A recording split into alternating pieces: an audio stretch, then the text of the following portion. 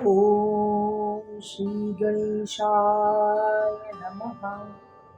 शङ्करं शङ्कराचार्यं केशवं बादरायणं सूत्रभाष्यकृतो वन्दे भगवन्तौ पुनः पुनः। ईश्वरो गुरुरात्मेति मूर्तिभेदविभागिने व्योमवद्व्याप्तदेहाय दक्षिणामूर्तये नमः। ओम शांति शांति शांति। आप सभी साधकों के हृदय में विराजमान ईश्वरीय सत्ता को मेरा शत शत नमन। बंधुओं, मैं ज्योति त्रिपाठी आप सबके समक्ष आचार्य शंकर द्वारा रचित ग्रंथ भज गोविंदम की व्याख्या देते पुनः उपस्थित हुई हूँ। मित्रों, अब तक हमने इस ग्रंथ के 24 श्लोकों की व्याख्या की है और आज उसी श्रृंखला को आगे बढ़ाते हुए हम श्लोक संख्या 25 की व्याख्या को देखेंगे। मित्रों, ज्ञान का स्रोत अनंत है जो कि वैदिक काल से लेकर आज तक निरंतर प्रवाहमान है।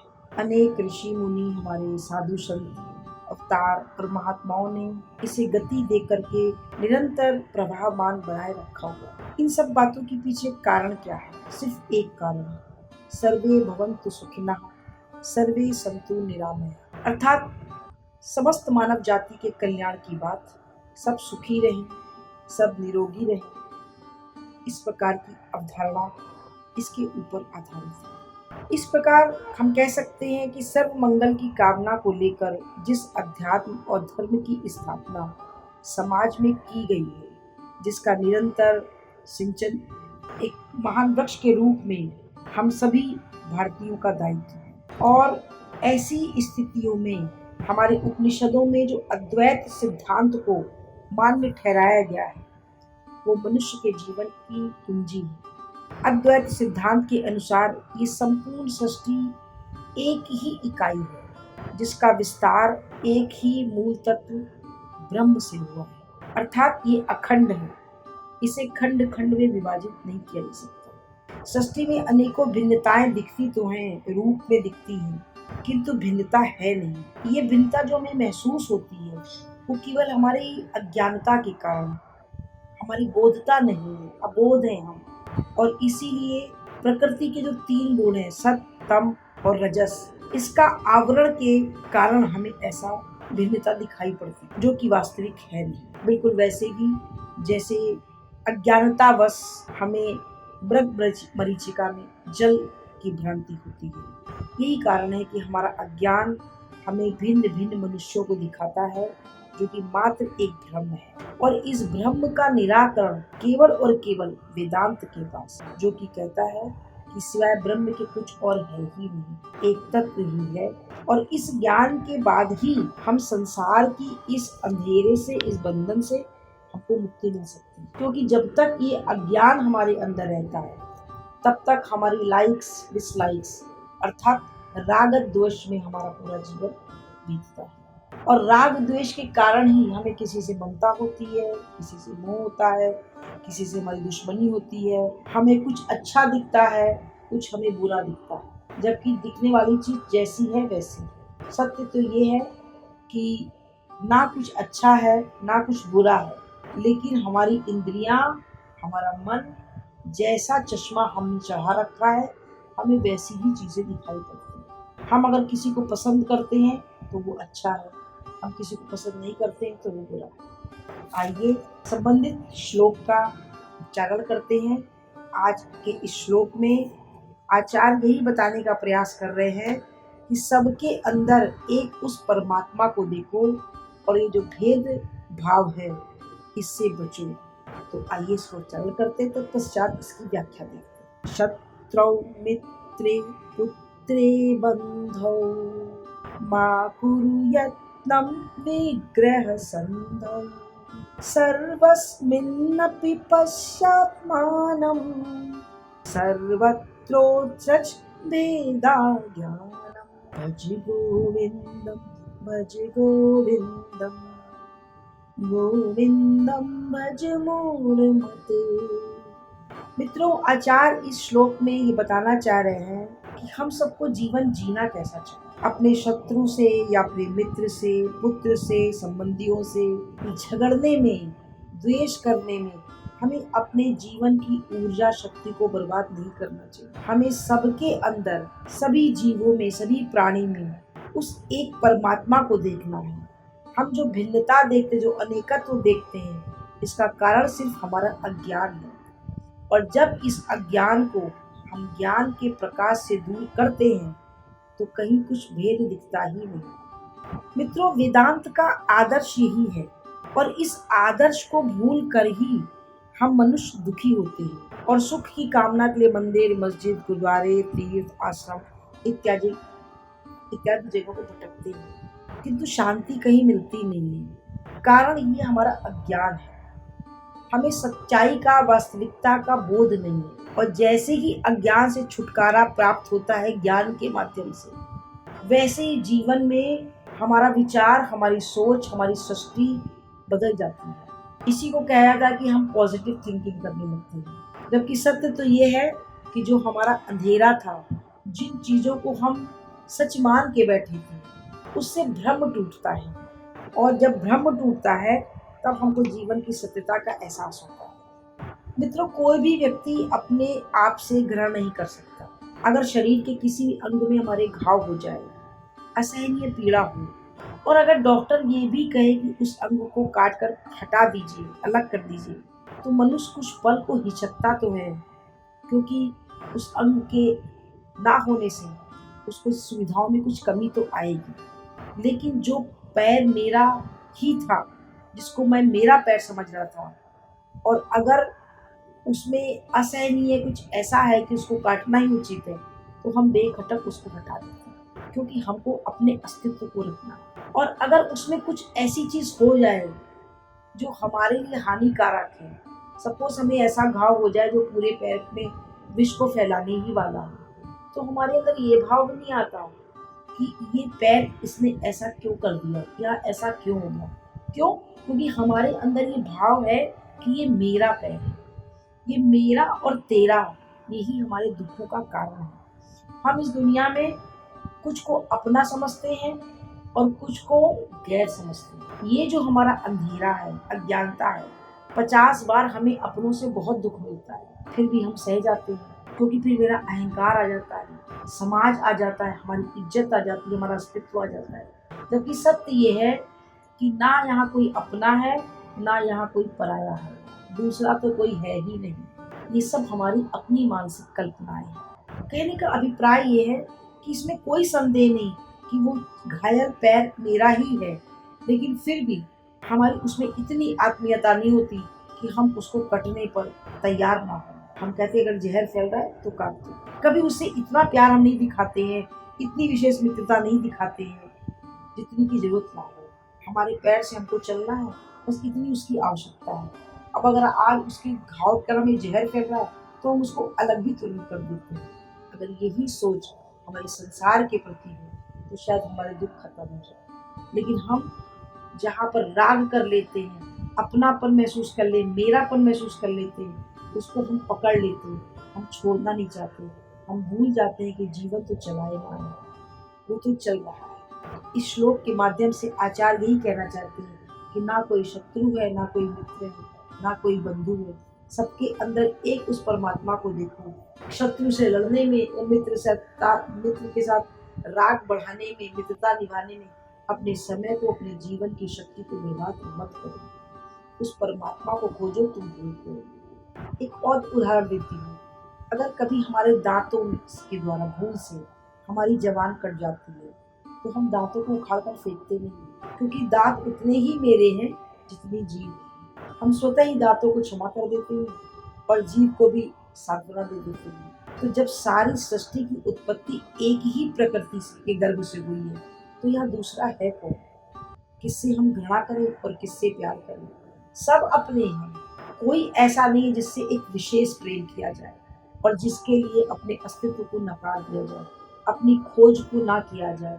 हम कौन हैं, हमारा परिचय क्या है, हम आए क्यों हैं, ये जानने में समय को खर्च किया जाए, ना कि मित्रता और शत्रुता राग और द्वेष को बढ़ाने। दुनिया को अपनी नजरों से देखते हैं हम इन राग द्वेष के आधार पर, इसलिए कुछ अच्छे और कुछ बुरे होते। इस श्लोक के अंदर आचार्य एक ऐसे साधक को शिक्षा दे रहे हैं जो कि सर्व के अंदर उस आत्मा को देखने के प्रयास में, किसी से झगड़ने में या दोस्ती करने में अपनी शक्ति को बर्बाद मत करो, चाहे कोई शत्रु हो, चाहे मित्र हो, चाहे पुत्र हो या संबंधी हो। अब यहाँ एक प्रश्न आता है, फिर जीवन का उद्देश्य है क्या? किस दिशा में हमारी आवेग को, शक्ति को बढ़ना चाहिए? आचार्य अंत की 2 पंक्तियों में इसका उत्तर देते हैं। आचार्य कहते हैं, सर्वस्मिन्नपि पश्यात्मानं सर्वत्रोत्सर्ज भेदा ज्ञान। अपने को सर्वत्र में देख, और अज्ञान से उत्पन्न ये जो भिन्नता है तुम्हारे अंदर, अलगपन है, किसी और को अपने अस्तित्व से अलग जो देखना है, इस भावना को त्यागो। इस ये जो भेद का जो अज्ञान है उसको दूर करो, सबके अंदर देखो। मनुष्य को जीवन उत्कृष्टता की तरफ बिताना चाहिए, और अगर हम इस जीवन के सार का आनंद उठाना चाहते हैं तो उस एक परम सत्य की खोज में हमारा समय बीतना चाहिए। ये सृष्टि बहुत ही अरेंज्ड मैनर में है, मतलब बहुत व्यवस्थित रूप से है। यहाँ पर कुछ भी अव्यवस्थित नहीं है। इस दुनिया में जितने भी जीव हैं उनमें सब एक दूसरे से कनेक्टेड हैं, सब एक दूसरे पर आधारित है। इस जीवन में भेद बुद्धि करना, एक दूसरे से अलग समझना वेदांत के सिद्धांत से बहुत दूर है। वृक्ष मनुष्य के काम आता है, मनुष्य वृक्ष के काम आता है, वृक्ष का अस्तित्व मनुष्य से है, मनुष्य का अस्तित्व वृक्ष से है। पशु पक्षियों का क्या काम है इस दुनिया में, पशुओं का क्या काम है, नदी पहाड़ों का, सबकी अपनी एक व्यवस्था है और सब प्रकृति के रूप से चल रही है। इस श्लोक में आचार्य यही बताना चाहते हैं, सब एक दूसरे से कनेक्टेड है, कुछ कोई भिन्न नहीं है। लग रहा है भिन्न क्योंकि हम अंधेरे में, अनेकों जन्मों के हमारे संस्कार हैं जो हमारे ऊपर अज्ञान के प्रतिष्ठित है। हमें उस पर अपना समय खर्च करना चाहिए, उस सत्यता को जानना चाहिए कि सत्य है क्या। जीवन में प्रेम होना चाहिए, घृणा और क्षुद्रता नहीं। हृदय के अंदर जो संकुचनपन है, जो हमारा छोटा दृष्टिकोण है, वहाँ पर हमें अपने दृष्टिकोण को बढ़ाने के लिए शास्त्रों का, संतों का, साधुओं का साथ करके इस सत्यता को जानना चाहिए। हम हैं कौन, इसके लिए क्या करना है, हमें अपना विकास करना है, उस मुरलीधर के समीप जाना है। भज गोविंदम गोविंदम भज मूढ़मति, अर्थात गोविंद को भजो, अर्थात ज्ञान की तरफ बढ़ो, अपने आप को उस मुरलीधर के साथ जोड़ के, उस ईश्वर परमात्मा के साथ जोड़ के उसकी सृष्टि को, उसकी इस सृष्टि के कारण को समझने का प्रयास करना चाहिए।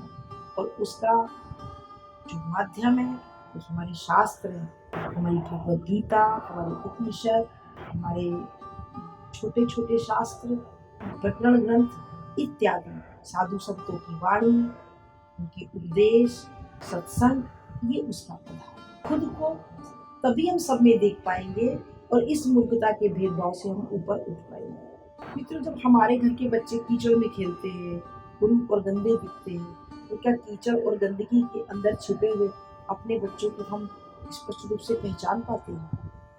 इसी तरह अपनी दृष्टि का जब तक हम विकास नहीं करेंगे, तब तक बाह्य जगत के अंदर जो छिपी हुई चीजें हैं उनको हम नहीं देख पाएंगे, उस एक अंतस्थल या मूलाधार को हम पहचान नहीं पाएंगे, और फिर हम अपने व्यक्तित्व की अभिव्यक्ति उथल पुथल में, राग द्वेष में, प्रेम घृणा में, मुंह के अंधे प्रदर्शन में इत्यादि में करेंगे। इन सब का एक ही मात्र उपाय है कि हम अपना विकास करें, अपने ज्ञान को बढ़ाने का प्रयास करें, विचार करें, चीजों को समझें, लोगों को जानें, जीवन के अनुभव करें, जीवन के संघर्षों का उद्देश्य समझें, उन संघर्षों के परिणाम स्वरूप हमें क्या प्राप्त हुआ है, हमने क्या खोया है, क्या पाया है, इस पर हमारा विचार विश्लेषण हो, तभी हम जीवन की लय को और तान को समझ पाएंगे और जीवन का आनंद उठा पाएंगे। इसी प्रकार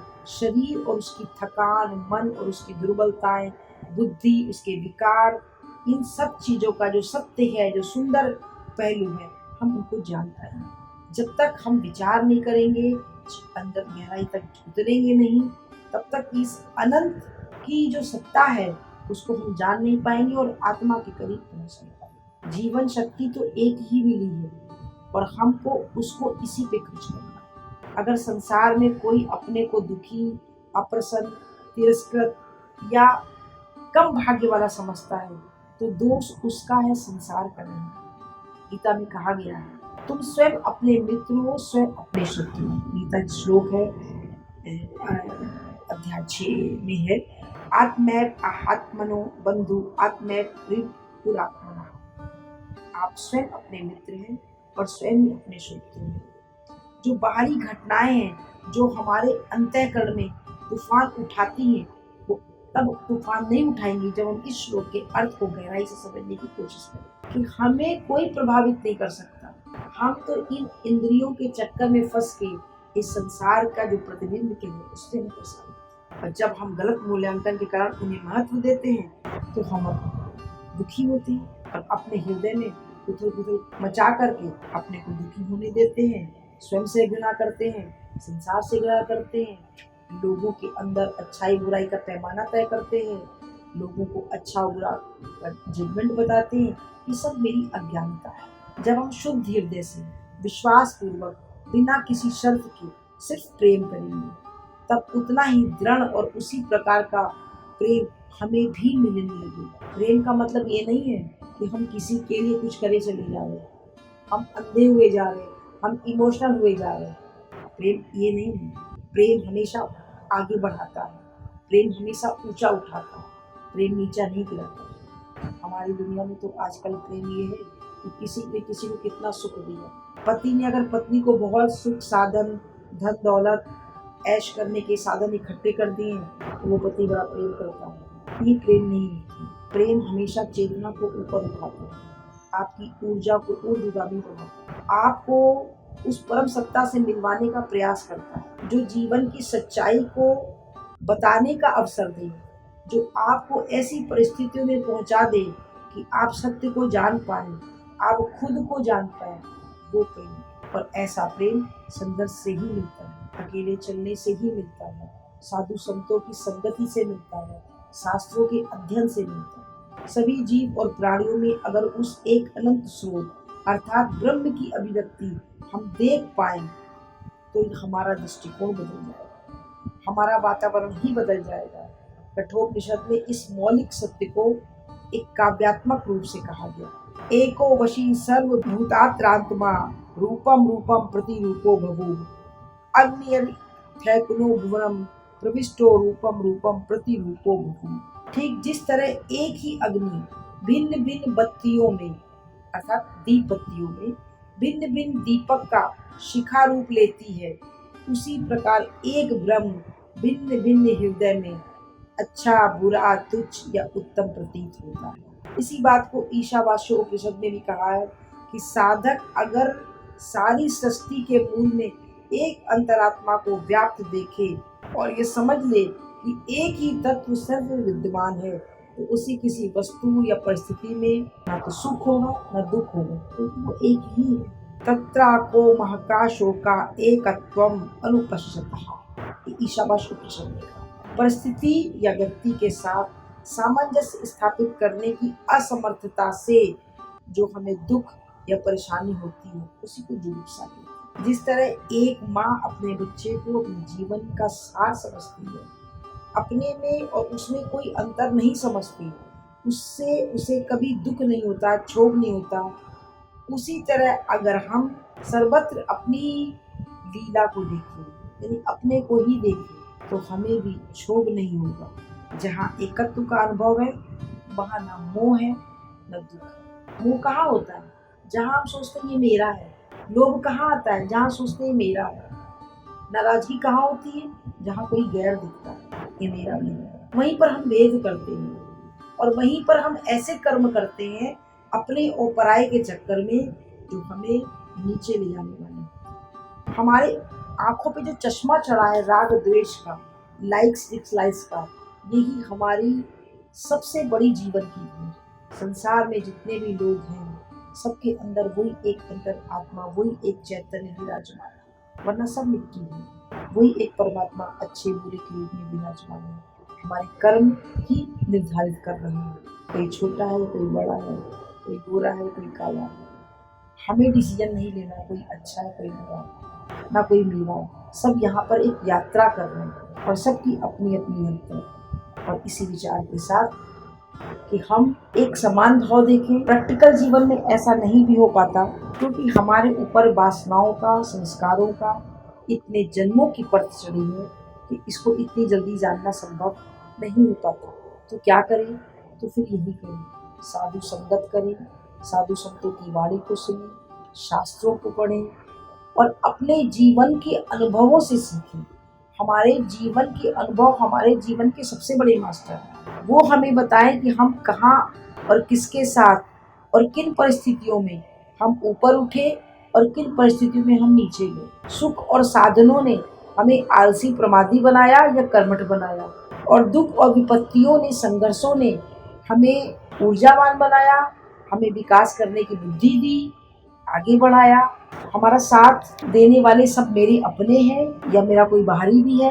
इन सब जीवन के छोटे छोटे अनुभवों से हम सीखे तो शायद जीवन की सत्यता समझ में आएगी कि सबके अंदर वही एक परमात्मा है। जैसी हमारी भावना है, जैसी हमारा दृष्टिकोण है, जैसा हमने चश्मा लगा रखा है, दुनिया वैसी ही दिखती है। यहाँ कोई दूसरा है ही नहीं। आज के श्लोक में इतना ही, शेष पुनः। ओम पूर्णमदः पूर्णमिदं पूर्णात् पूर्णमुदच्यते पूर्णस्य पूर्णमादाय पूर्णमेवावशिष्यते। ओम शांति शांति शांति।